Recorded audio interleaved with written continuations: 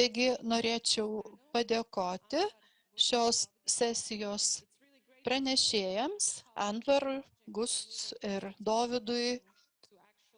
Malonu matyti, kaip iš strateginio etapo periname prie konkretaus įgyvendinimo etapo. Dabar periname prie antrosios mūsų renginio dalies. Tai iš tikrųjų labai įdomi, jaudinanti dalis.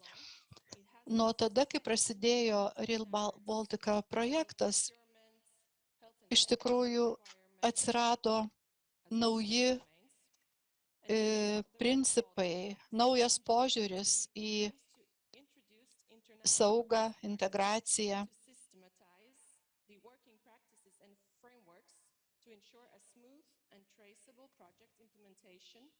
Ir dėl to džiaugiuosi, kad šiandieną mes turime sistemų inžineriją darniam projekto įgyvendinimui, didinant saugą ir saugios integracijos demonstraciją, Alvaro Rex Sanchez ir sistemų inžinerijos ir užtikrinimo departamento vadovą, bei Marija Angeles Sierra Aparicio, RB Rail sistemų inžinerijos ir užtikrinimo skyriaus vadovo pavaduotoja. Sveiki! Aš esu čia kartu su savo kolege Marija ir mes jums pristatysime trumpai sistemų inžinerijos metodologiją. Tai yra konceptą, kuris taikomas ir Rail Balticos projektui, remiantis kuriuo mes siekiame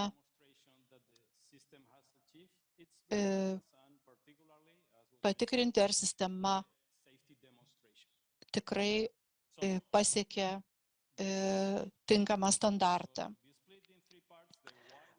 Mūsų prezentacija padalinta į 3 dalis, kodėl to reikia, kas į ją įeina ir taip pat, kaip mes planuojame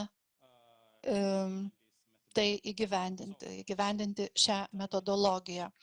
Taigi, tikslas ir pagrindinė priežastis šiems procesams yra tai, kad mes norime integruoti saugią, interoperabilią geležinkelių sistemą ir taip pat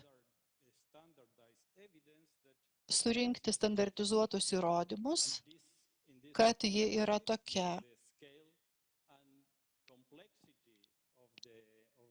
Ir kalbant apie tokį sudėtingą projektą, tai yra ypatingai svarbu. 3 skirtingos valstybės, 3 įgyvendinančios organizacijos ir taip pat yra posistemiai, skirtingi tiekėjai ir visa linija, ypač jos infrastruktūros dalis, yra padalinta į atskiras atkarpas.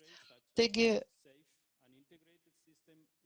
labai sunku parodyti, kad sistema yra saugi ir integruota, neturint tos sistemos. Ir taip pat, siekiant taip įrodyti, mes taip pat norime padidinti pramonės informatumą, būtent kalbant apie saugumo metodus. Taigi, kad tai parodytume, yra tam tikri reikalavimai. Ir žinoma, mes žiūrime į teisės aktus, tiek vietinius, tiek ES teisės aktus, kurių pagrindų galima parodyti koherentišką sistemą. Taigi, kodėl tokia sistema ir kaip jis susijusi su saugumu? Tai yra paremta ES direktyvomis, ypač PSB reglamentu ir į tai yra būtina atsižvelgti, tai turi būti įvertinama nepriklausomos institucijos, kuri galiausiai parengs ataskaitą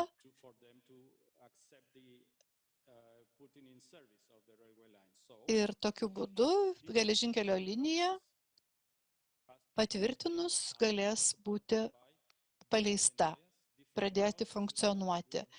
Yra, aišku, įvairūs procesai, kurie gali padėti projekto viso gyvenimo ciklo metu, sistemos, posistemiai, komponentai, visa tai padės surinkti duomenis. Marija kalbės daugiau apie tai, kokie tie reikalavimai, kokie yra interfeisai, integracija, taip pat tikrinimas, tvirtinimo procesas, visa tai kartu mums padeda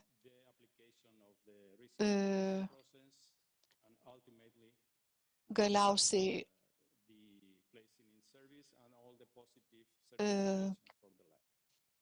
prieiti prie sertifikatų suteikimo. Marija, dabar galbūt žodis jums detalesniam aprašymui. Sveiki, kolegos, ačiū, Elvaro. Leiskite man pristatyti sistemą detaliau. Kaip Elvaro minėjo, mes jau suprantame, kodėl sistema reikalinga ir toliau mes suprasime, apie ką mes kalbame, ką ta sistema apima ir kaipgi vyksta jos tos sistemos įgyvendinimas. Pirmiausia, kas įeina? Tai sistemos inžineriniai ir saugumo užtikrinimo principai. Kaip jūs girdėjote, yra Europos teisės aktai ir kodėl aš noriu pabrėžti būtent infra, tai kad mes taip pat siekiame integruoti infra teisės aktus, pirmiausia, galvodami apie saugumą.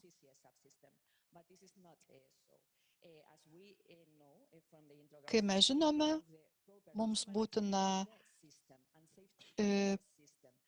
sukurti rizikos vertinimo posistemę toje visoje sistemoje. Ir baigiant projektavimą, pradedant statybą, reikia būtent iškelti klausimą jau šiame etape apie sistemos saugumą. Toliau kalbant apie sistemos interfeisus, mes turime užtikrinti, kad procesai iš tikrųjų padeda saugumo sistemai. Taigi visas gyvenimo ciklas. Labai svarbu užtikrinti koherentiškumą viso projekto metu. Ir kaipgi tai darome šiame projekte? Pirmiausia, mes turime tiek ENE, tiek PTO, tiek CCS komponentus. Tai būtina užtikrinti kiekviename iš jų, kiekvienoje srityje.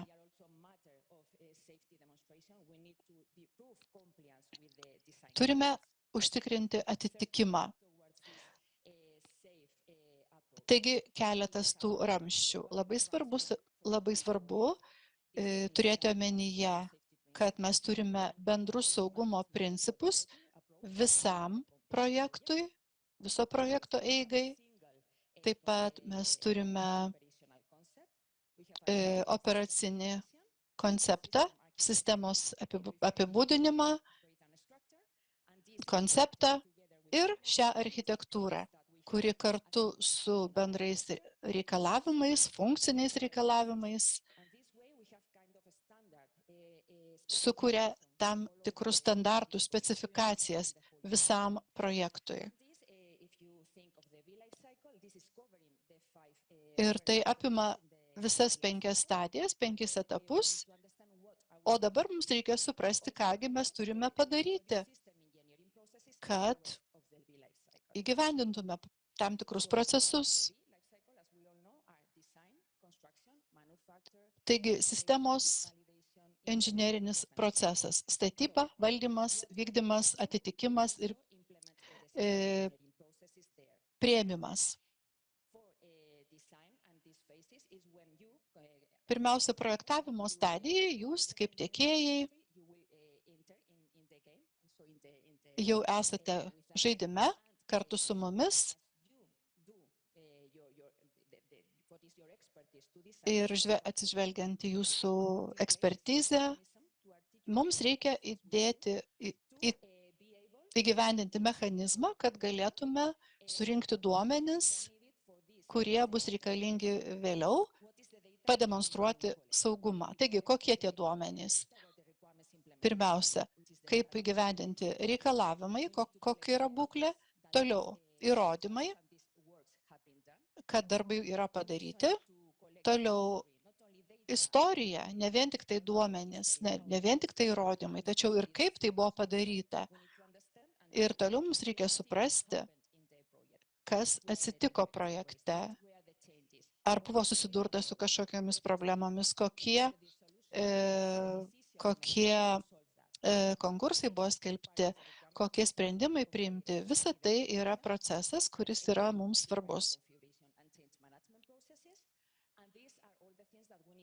Ir būtent šios dalykus reikia sudėti į krūvą. Toliau valdymo įrankis, dokumentacijos valdymo įrankis ir visa tai bus reguliuojama procesų.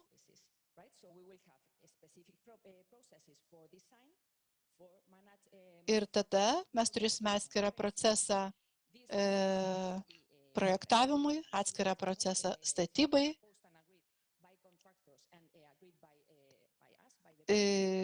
Projekto užsakovai ir tiekėjai, aišku, dėl jų turės susitarti. Ir mes turėsime galiausiai pateikimo schemą, kaip turi atrodyti visas projektas. Ir galiausiai turėsime planus kiekvienai fazai, pradedant nuo projektavimo, visiems procesams, kiekvienai fazai ir taip pat kitus pagalbinius procesus visam projektui. Paskutinis iš jų bus konfiguracija. Taigi, būtent tai mes turime įgyvendinti. Let's explain that what is a process itself. A process is not but koks yra procesas, kai mes galvojame apie metodiką. Pirmiausia, mums reikia atitinkamos metodikos, kad mes galėtume užtikrinti tinkamą įgyvendinimą. Taigi, pirmiausia, žiūrime, kokios organizacijos, kokie yra veiksmai dalyvavimas procese, toliau, kokios yra veiklos ir koks ryšys tarp veiklų, kokia veikla seka viena kitą. Ir taip pat mums reikia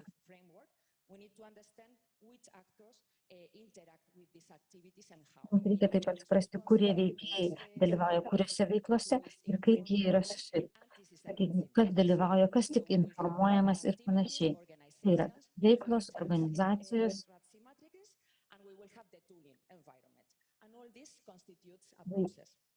veiklos diagramos ir visą tai sudaro procesą.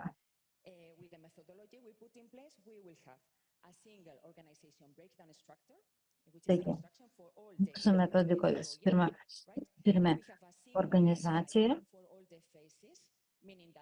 patraukiant visas organizacijas, kurios susijusios su to projektu.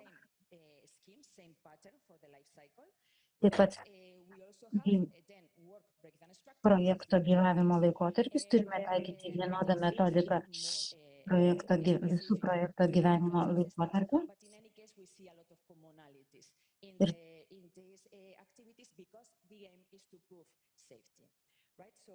tikslas yra užtikrinti be kitų dalykų saugumą.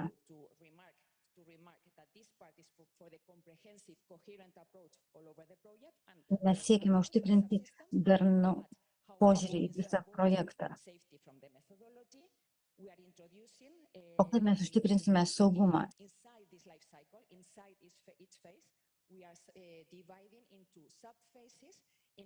Gyvenimo cikle mes daliname visą gyvenimo ciklą į etapus ir mažesnius etapus.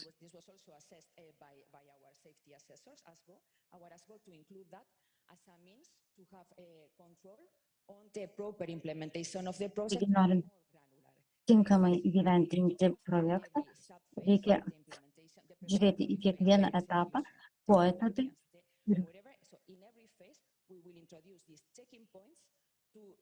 kiekviename etape mes diegiame tam tikrus patikrinimo taškus, kad būtų užtikrinama, kas padaryta, būtų patikrinama, kas padaryta, kas dalyvavo, kokie buvo tikslai, ar tikslai buvo pasiekti. Ir ką mes darome? Mes užtikriname atsekamumą, mes didiname atskaitomybę ir mes susijame visą visą projektą etapas po etapo. Ir jeigu pačioje sistemoje yra kažkokių problemų, tai eigoje mes tai pamatysime. Taigi, mes turime patį sistemos konceptą, valdymo įrankį su reikalavimais.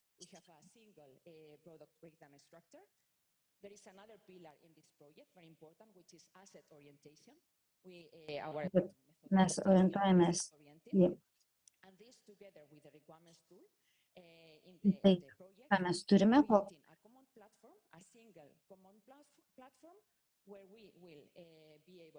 mes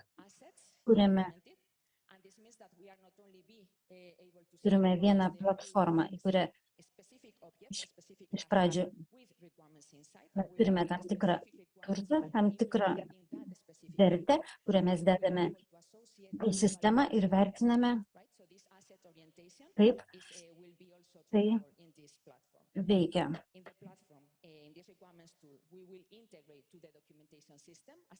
Mes taip pat turime integruoti savo sistemą su dokumentacijos sistemomis.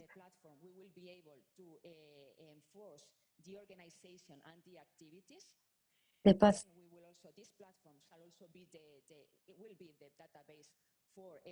ta platforma bus kaip duomenų bazė visiems duomenims, kurie yra kaupiami projektą. Taip pat bus galima atsekti, jeigu bus kažkokie defektai, rizikos veiksniai ir valdymas. Reikia tam tikrų įrankių, kaip vertintojai galėtų pasižiūrėti į sistemą ir atlikti vertinimą. Reikalingas visą apimantis požiūris. Taigi tokia forma su ta informacija, vertinimo metodais. Tai yra naudinga projekto rėmuose.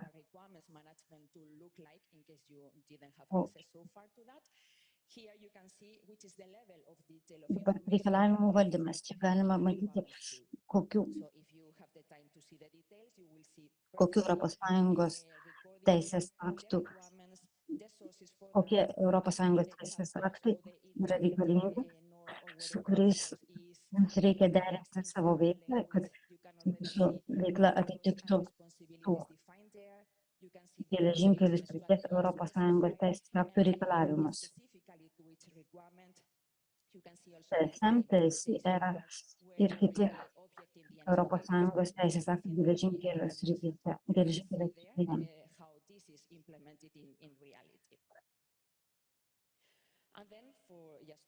Galiausiai baigdama, norėčiau pasakyti, kad grįžtu ir prie to, kas buvo pirmoje skaidrėje. Taigi, sistemų inžinerijos procesai padeda pasiekti Rail Baltica globalius tikslus ir padeda įveikti iššūkius.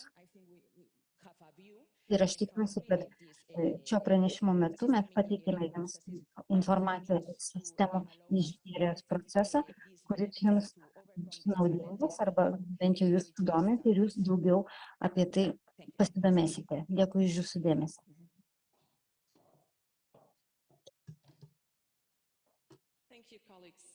Dėkui, kolegos.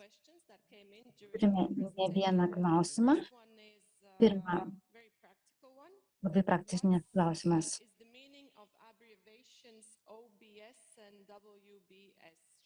Ką reiškia OBS ir WBS santrumpos?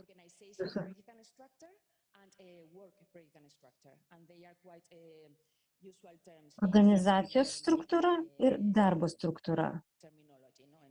Tai yra gana įprasta terminologija sistemų inžinierijos srityje.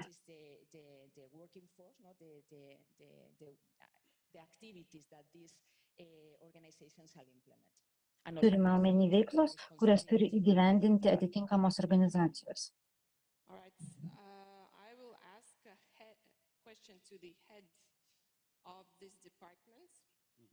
Norėčiau užduoti klausimą šio poskyrio vadovui, nes mėgstu provokacinius klausimus.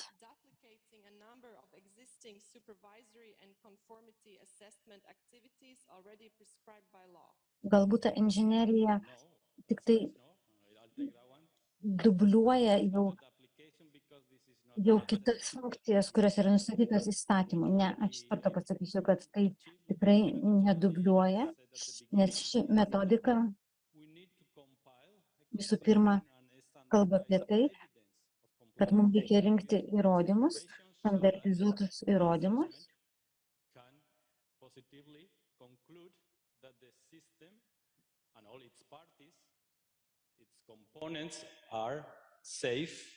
kad ta sistema, visi jos komponentai yra saugus ir tinkamai sąveikauja tarpusavėje. Ir tai tikrai nedubliuoja jokių kitų funkcijų, jokių esamų vertinimo sistemų. Tai tiesiog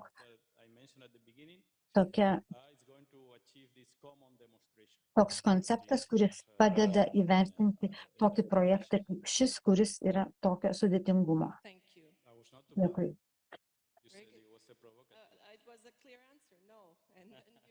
Dėkui. Ačiū.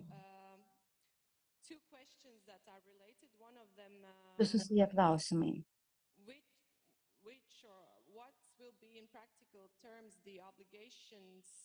Of a supplier in regard to system engineering processes, and we had somewhere also a question. Kokie būtų įpareigojimai tiekėjui, kalbant apie sistemų inžinerijos procesus? Kaip tai vyksta realiai? Praktiškai kalbant, jau Marija sakė, mes turime atitinkamus dokumentus, procesus, susijusius su projektu, kur yra nurodyti kiekvienos šalies tiek tiekėjų, tiek ir paties projekto vykdytojų reikalavimai, jų pareigos, kurios turi būti įgyvendinti.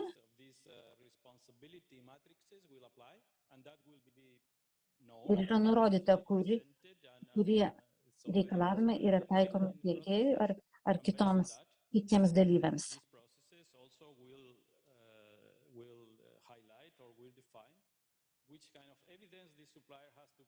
Taip pat yra nurodoma, kokius įrodymus turi pateikti tiekėjas.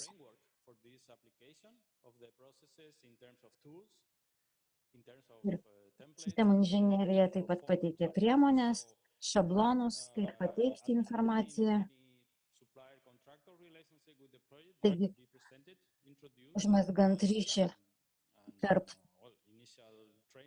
vykdytojo ir tiekėjo, yra aptariama taip pat ir sistemų inžinerijos pusė. Kaip tiekėjas turės užtikrinti, kad jis pateiks kad jis pateiks atitinkamą informaciją, atitinkamus Because I don't want to repeat myself. This was already explained you perfectly. So atitinkamą informaciją, kaip jis užtikrina atitinkamą reguliavimą. Another question related to systems engineering is the existence of a require management software tool was mentioned. So how Jūs minėjote, kad, suppliers get access to the tool and interact with it? kad bus reikalinga well, let's say that requirements management dirbti software tool. reikalavimas naudoti atitinkamą valdymo programinę įrangą. But this will not be our case. We are not going to track the software of the providers. We are going to track only requirements management. Tačiau mes netikriname, ar tiekėjas naudojasi programinę įrangą. Mus domina tai, ar tiekėjas atitinka reikalavimus. Jis gali pats nuspręsti, kaip jis sieks jo įgyvendinti. Platforma, kurią aš minėjau, ją pateikia Rail Baltica projektas. Visi projekto dalyviai, veikėjai dirbs toje programoje, toje aplinkoje. Ir galiausiai visa informacija, kuri prieinama projekto metu, bus apdorojama būtent toje aplinkoje, toje platformoje. Ir tai gali būti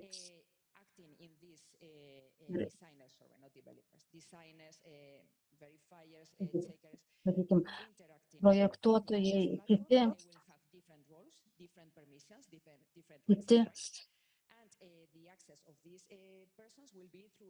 kiti dalyviai dalyvaus, naudosis tą aplinką.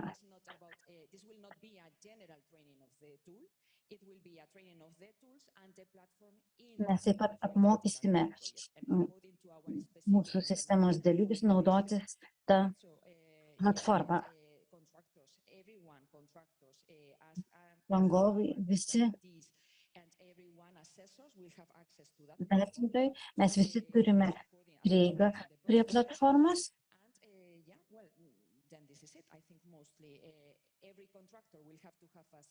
Kiekvienas rangovas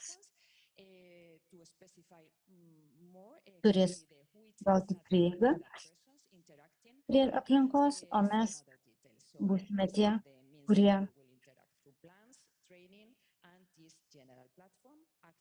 kurie valdysime tą programą, tą platformą. All right. With the next question, I will take a personal risk. As I'm novel to the field of system engineering, this question might not be related. So Okay. you tell me. Aš Question, Lars. duosiu dar vieną klausimą. Do you consider track and tracing technology as a technology to increase your compliance safety management system? Ar jūs manote, kad tokia technologija padidina atskaitomybės lygį? Klausimas, ar track and trace technologija, ar atsekamumo technologija užtikrina geresnę atskaitomybę? Mes kalbame apie rizikos valdymo sistemą, ir tai yra labai svarbu.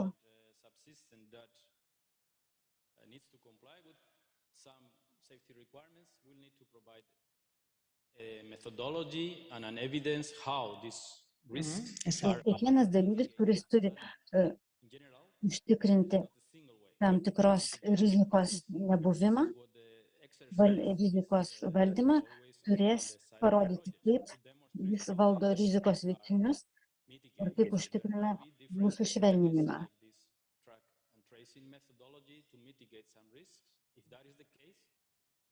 Jeigu ta metodika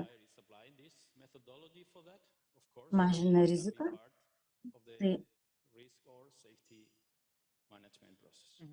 tai tokią metodiką galima taikyti. But then, for instance, the verification or validation strategies, integration, this is defined by every contractor, and in this verification, validation, integration plans. And there, the proposal of the methodology to use, this shall be Mes turime by there are tą methodologies platformą, already, mes siūlome listed naudoti in metodiką, the project, but there is kurią one jau which patvirtino already projektas, was tačiau possible jeigu to improve or to propose the methodologies, jeigu and this shall be done in this mūsų projekto system dalyvis, engineering plan. tiekėjas nori pasiūlyti kažkokią kitą metodiką, kuri užtikrintų geresnę atskaitomybę, mes, jeigu jis pasiūlys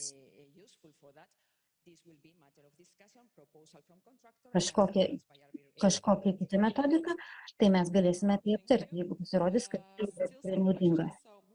Dar keletas klausimų. On model-based system engineering and digital twins for signaling design. Ką jūs galvojate apie model-based system engineering? Ką jūs galvojate apie modeliais paremtą sistemų inžineriją?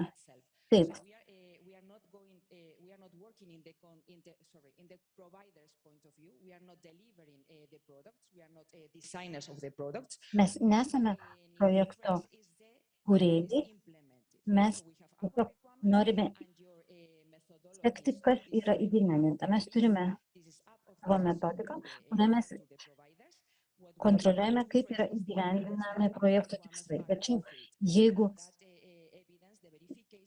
gali būti, tai būtų galima atlikti kažkokiu būdu, tai galima dėl to dėrėtis. Mes infrastructure managers or supporters of the infrastructure managers, we responsible for this project, we just care for that results and the correct mes tik tai siūlome tai kaip priemonę užtikrinti rezultatų įgyvendinimą. Dėkui labai už šios svarbios temos pristatymą. Dėkui.